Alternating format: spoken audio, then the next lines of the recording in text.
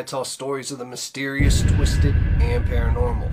And today is no different. I got a really good story for you guys. So, without any further ado, it's time to slip into a mind that's not our own.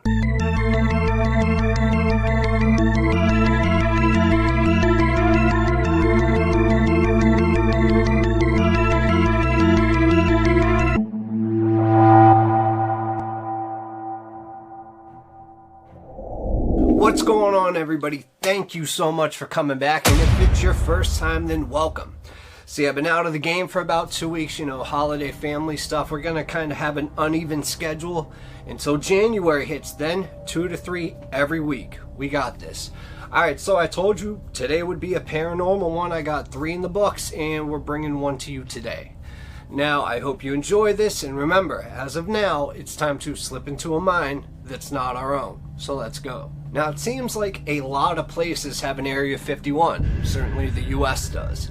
And then, I forget, something that begins with Pine. There was a show on it on Netflix that has to do with Australia. Now, what I'm going to bring to you this time is from England. So, in December 1980, a series of mysterious lights beamed from Rendlesham Forest in Suffolk, England. Now, the unexplained phenomenon is one of the most famous reported UFO events in history and has garnered the nickname of Britain's Roswell. Now, obviously that's a nod to the well-known UFO incident that took place in New Mexico in 1947. But you see, the Rendlesham Forest incident has taken on near mythical status. Now, what is the truth of it though? Over 40 years ago, are we actually any closer to understanding what happened that cold and frosty winter's night? Well, to answer this question, we must go back to the start and relive the events of December 26th, 1980. So back then, within the leafy surroundings of the Rendlesham Forest was RAF Woodbridge, a World War II era military airfield. Now, which at that time, it was occupied by the United States Air Force. And in the early hours of Boxing Day morning, the USAF personnel claimed to see these strange lights that would descend into the nearby forest. Now, initially, believing that the source of light was maybe a downed aircraft, the men went to go investigate. Now, upon entering the forest, the servicemen could hear animals from a nearby farm that were literally going into a frenzy. Plus, as they approached this area, they spotted what they would later describe as this glowing object with colored lights that quickly flew away in the direction of the nearby coast. Now, returning to that exact same spot at daybreak, the men found a small clearing said to contain 3 impressions on the ground, creating a triangular shape. Plus, burn marks and broken branches were also reported in the surrounded area. Now, 2 days later, Deputy Base Commander Lieutenant Colonel Charles Halt, who detailed the events in a memo to the UK Ministry of Defence, went into the forest with the servicemen in the early hours. So after taking him into the clearing to show him the impressions on the ground, Halt witnessed similar events to those on the 26th, and the farm animals were making a racket whilst the flashing light was said to descend right upon the men at that time. So Halt then described these 3 mysterious illuminations, likening them to the stars but hovering just above the horizon, with the occasional stream of beaming light from them. So 2 weeks later, Halt sent his memo to the MOD. Apart from hearsay and rumor, the general public was none the wiser about the events of December 1980.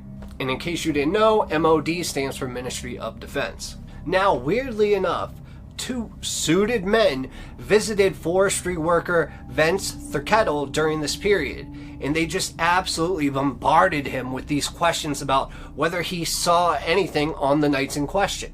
First, they would say, did you go? Did you leave the house at all that night?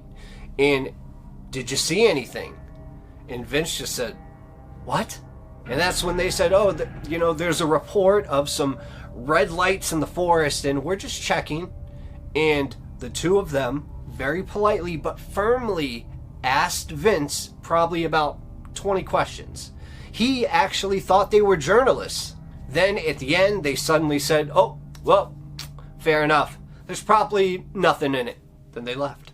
So Vince bought the papers, the local papers, every type of paper around every day for the next few days to find out what was going on. And of course, there was nothing in any of them. Now, it took a further 3 years for the memo to be released into the public domain by the US government. And when it did, this story hit headlines across the world. I mean, the Rendlesham Forest incident became the UFO capital of the UK, with the event spawning numerous books, TV shows, and articles. Now, capitalizing on its newfound fame, the Forestry Commission created a UFO trail in the forest. Now, that even features a model of what the American servicemen claimed to have seen. But the question remains, did the events witnessed on the 26th and the 28th of December 1980 definitively constitute an encounter with an extraterrestrial force? Now, Lieutenant Colonel Holt believed that what he and the others saw was outer-worldly, going on record again in 2010 to state it was real and that the UK and the United States government covered it up. So we also have Craig Charles and renowned astrophysicist Sarah Crudas, and they interviewed Lieutenant Colonel Holt as part of the upcoming show Craig Charles UFO Conspiracies. In this pair, they pored over every available piece of evidence as they attempted to get to the bottom of the now infamous case. Plus, they also looked into this other incident within Area 51 that could hold the key to working out what actually happened. Now, while many believe that it was a UFO that descended into the forest that night, there are a great number of skeptics, like always, who feel there is little truth in that version of events. Now, around the time this initial glowing object was seen descending into the forest, a meteor called a fireball by astronomers was recorded over southern England. Now, fireballs are often linked with a spike in UFO reports, and that night in 1980, the one that fell from the sky was said to be an exceptionally bright one. Now, could the Rendlesham Forest incident simply be a case of misidentification? But what about the flashing beam of light the servicemen saw upon entering the forest? It has been suggested that the source of this was a nearby lighthouse, which is known to have shined in that direction of the forest before. And on the night of the first incident, local police were called to the scene. They reported seeing nothing but the light beaming from the lighthouse, which at the time was one of the brightest lighthouses in the UK. But Holt's description of 3 mysterious star-like illuminations hovering in the night sky has been argued by skeptics to be none other than actual stars. Bright stars distorted by atmospheric effects are another common source of UFO sightings. Now, as for that forest clearing with its broken branches and the burn marks, Thurkettle saw the area for himself and believed it was nothing special. He said it was an absolutely normal glade in the forest with 3 rabbit scrapes, and they're all carefully marked, and that just happened to be roughly in a triangle. Yeah. He also said it was a completely natural glade. And when people ask him things like, "But there were broken branches," he says, well, yeah, the forest is full of broken branches. And at least on that part, he does have a point to. Now, I don't know how much I believe this guy, because he said that when people ask him about the burn marks on the trees, obviously there was heat radiating out from a spacecraft and it burnt these trees. But he says it wasn't. It was one of the rangers, Bill Briggs, with an axe. Tell me again how that makes sense. And as for the mysterious men who visited Vince Thurkettle, most likely they were just local journalists, having heard the rumors from the police who were called out by the United States Air Force on the first night. Yeah. Now, the government released files in 2001 that showed that the Ministry of Defense investigated this incident. However, with little evidence beyond the memo, they quickly decided to take no further action at all. Now, over the years, alternative theories have been proposed to explain what the American servicemen witnessed. Some have claimed it was a downed Soviet spy satellite, considering that the Cold War was at its height during this time. Others have suggested it was the military secretly experimenting with energy fields in the forest. And then they say the whole thing just might have been a hoax. One former U.S. security policeman claimed responsibility for causing it by modifying the lights on his police vehicle and driving around the forest. Yeah, I'm sure that's it. Now, David Clark, who is an academic and an investigative journalist who specializes in UFO research, stated, "We've reached an impasse. There are those who can only see it in black and white terms, aliens or people from the future that came here. Or it's the skeptical version. That is, people are lying or they have been misled by ordinary things. The more it is elaborated on, the more it becomes a legend." Now, while it may seem that the Rendlesham Forest incident can be explained by a series of misinterpretations of various night lights, both man-made and atmospheric, nothing may ever be written in stone about the events of 1980 on that night. Now, if you just listen to all that, I want you to go with your gut. And if you're a skeptic on it, fine, be a skeptic. If you're a believer, fine, be a believer.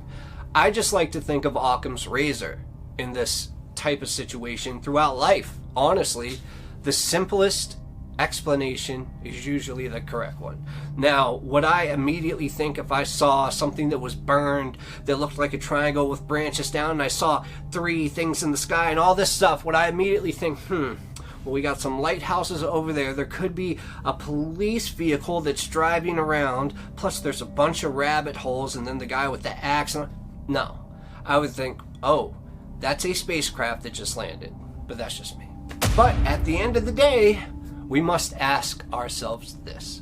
The overwhelming evidence in this case remains absolutely nothing if one original detail is correct. And that would be the 3 lights in the sky. If there was only 1 light in the sky, then maybe it was a fireball or the light from a lighthouse.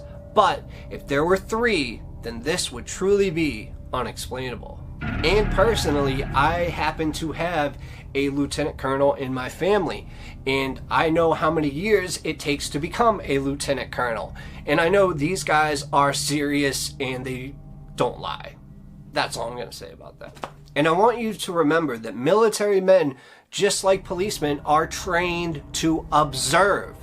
This takes me back to Roswell. I mean, did you guys know that when the Roswell incident happened, the men who saw the downed aircraft, and even some that said there were ET beings in it, but then it was dismissed a couple days later as a weather balloon, well, those men that originally saw it were pilots. And they were the same pilots that dropped the nuclear atom bomb on Nagasaki and Hiroshima. Well, Mike, why is that important? I'll tell you why it's important. So you're telling me that the 2 most trusted pilots that we chose to accomplish the biggest airstrike in history don't know the difference between a spacecraft and a balloon? Let that sink in. Now, you know, I'm a little bit biased, and I always will believe in the extraordinary. And that includes extraterrestrials and especially UFOs. Now, this bias doesn't just come out of nowhere. I have bias on these issues because personally, I've seen them. But if you haven't, that's okay. Just remember, everybody's always looking down. Sometimes it's okay to look up and just stare, especially in the night sky. And if you guys enjoyed this and you want to watch another one, click here right now. I'm glad I got this out to you guys. Sorry it took so long, but I'll see you next time, and peace.